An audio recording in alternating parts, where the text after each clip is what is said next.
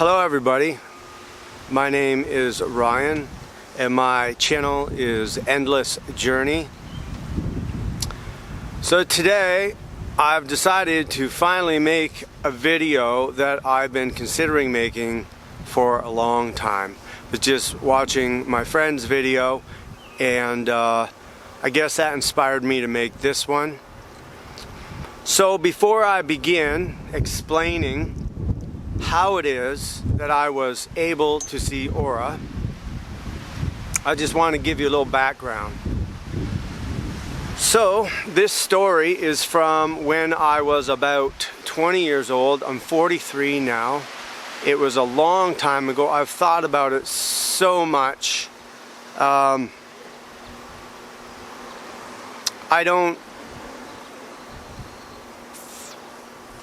I thought about it so much, and this is what happened for me. So I want to share this story. Some of you have had a similar experience, and I don't have to explain much, you just know. But not many people have had this experience. And, you know, probably some people never will. And don't believe a word I'm going to say here, and that's okay.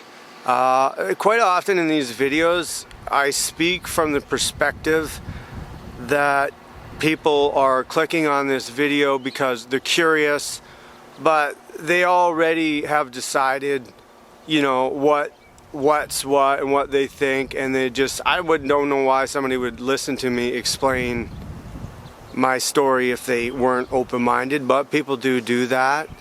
And I tend to speak sometimes from a really defensive standpoint. Not so much defensive, but as if the audience is, you know, like a resistant audience. So, I don't know, and there's other people who just know what I'm talking about and have had similar experiences. So, I'm going to try to speak kind of half and half here today. And I'll try to speak quickly and just keep to the main points to hold your attention. So, how it was that I was able to see aura. So, I'm just going to tell my story. It takes as long as it takes. I have no script here. I don't know what I'm going to say. Probably not going to do a second take. I might edit something. I'm just going to speak my truth and say what you will, okay? I'll be lucky. People don't even watch my videos, so there's really no point in me feeling insecure because maybe 3 of my friends will watch this. I don't know. Anyways, here we go. So it's the late 90s. I'm about 20. I finished high school. I grew up in this small town, kind of hillbilly style, in the middle of nowhere. Well, it was about an hour or 2 outside of Toronto, Ontario. In Canada, I'm Canadian.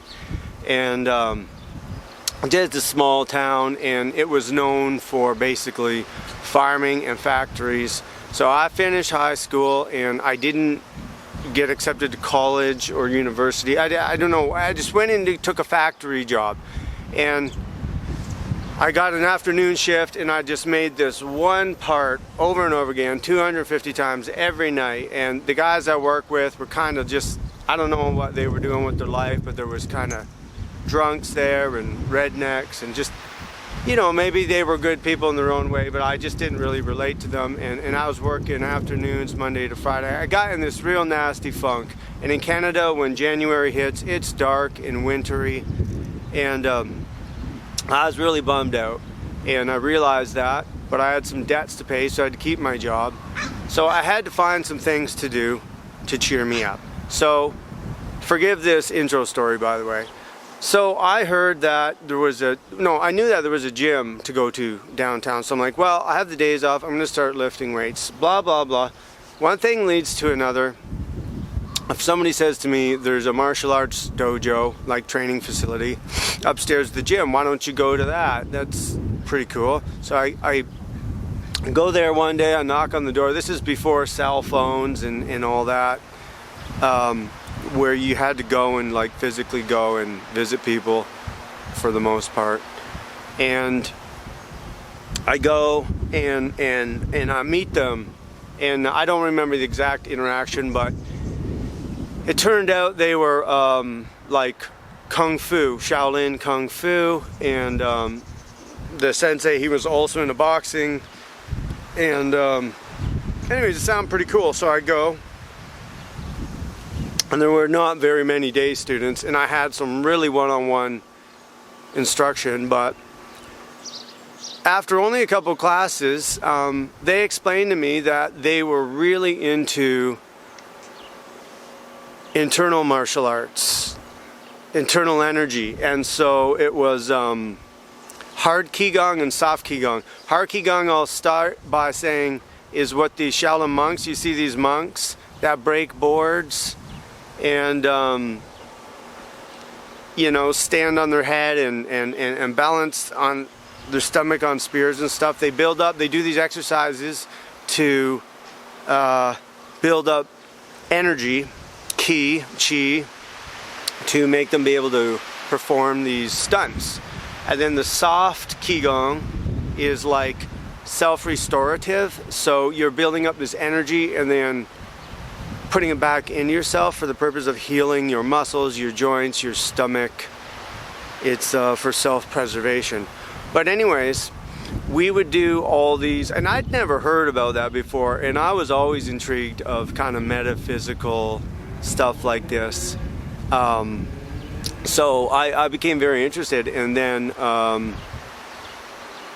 I guess that led to the stretches. We did Taoist yoga, and we did Qigong, which is kind of like Tai Chi, except you're just doing drills rather than like a long form. And we started to do these experiments. We'd close our eyes and people would see if they could like push you or feel you, and you'd have to guess where they were, what they were doing. And so anyways, we did these stretches every day, and I had it in my mind about energy, like internal energy and ki and chi, and I went like all the time. Like I was just kind of bummed out then. I didn't have much to do, so I wasn't drinking, smoking, partying, anything. I was just so into this Qigong, martial arts, internal energy stuff, and I would go out in the forest. They would give me these like exercises, these drills, and I would just go hide in the forest. And, I mean, I still do these to this day, and I would do the stretches, and it has breathing, and it has like visualizations and things like this. And I was very diligent in this training. I just thought it was so interesting, and it made me feel good, cheered me up, and I felt healthy, and I felt sharp and very clear-minded, and I was just so excited about this martial arts with the internal energy. So I would go at noon and we do the stretching set, and it's the same one over and over again. And now I wanted to see the aura, the internal. They didn't really call it aura there. They called it internal energy, ki or chi. So one day I'm doing the splits, we're sitting on her butt. I look over, and I see a very light white light, just kind of like a glow, kind of up and over this other guy, Kevin. He was the instructor. And I got excited. I'm like, Kevin, like I can see it. And then as soon as I got excited, poof, I lost it. So then we would do the same stretching set over and over again. So I just learned to be calm. And I would, not every day, but I would like catch glimpses of just like this light haze of white light. And it would come and go. I was like, not something I could just do on demand. And so there was that. And I had this one memory. There's different times, right, that I saw it. But I was dating a girl at the time, and I'd been dating a couple of years. We were breaking up, and I was really mad at something, and I was going down to the dam. It's like down near this lake, and I was going to do a kicking set, and I was looking at my feet, and I saw like a kind of a red light there, and the whole time I was walking down there, I just assumed it was the type of bulbs in the lighting all going down the road. And then I got down to the dam, which is like a man-made dam over a lake, and there's no lighting at all, and that red haze was still there. And I think it was just like my angry energy kind of at my feet, because I knew I was going to go do my kicking sets. And that was another example. There's another example where I was in a hot tub with some of my buddies, and then my one buddy had kind of like a blueberry blue light. I saw it on some plants. I saw it on kind of like a forest, the top of a forest.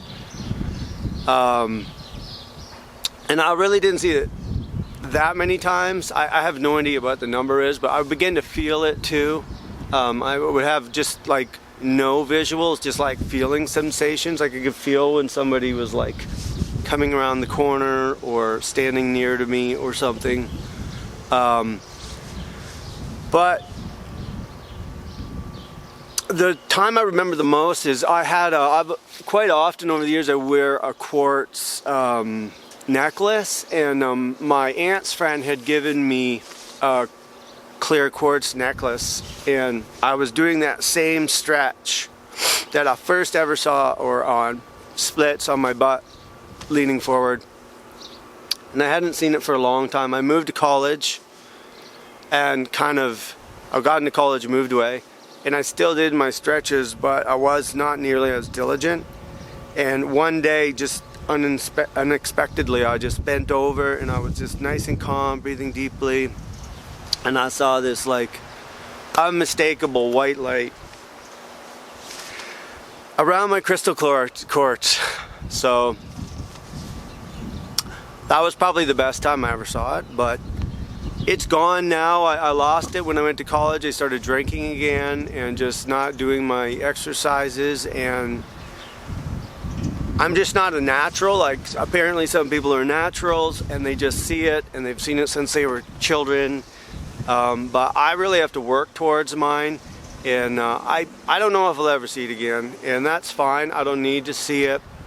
I know it's there, and I pretty much, I believe, I don't like to say believe, I know that like we are bones and muscle and blood and physical matter, and we have, our brains are like the computers, and we have a spirit, a soul. Maybe you don't believe so, that's my personal experience. And it's energy, it's like electromagnetic energy. And it draws some things to us and repels others, and some people, their light is brighter and some are dimmer, and it changes, and it comes in many different colors and shapes and levels of brightness. So that's it. That's my story. As far as I know, I'm sane. So I was not on drugs for any of that. I was totally sober. I just always wanted to share that story, and I thought it would take longer and be stranger, but there it is. So if you have any questions or comments, you can put them below. Share a similar story of your own. So that's it. How I was able to see aura. Peace and love.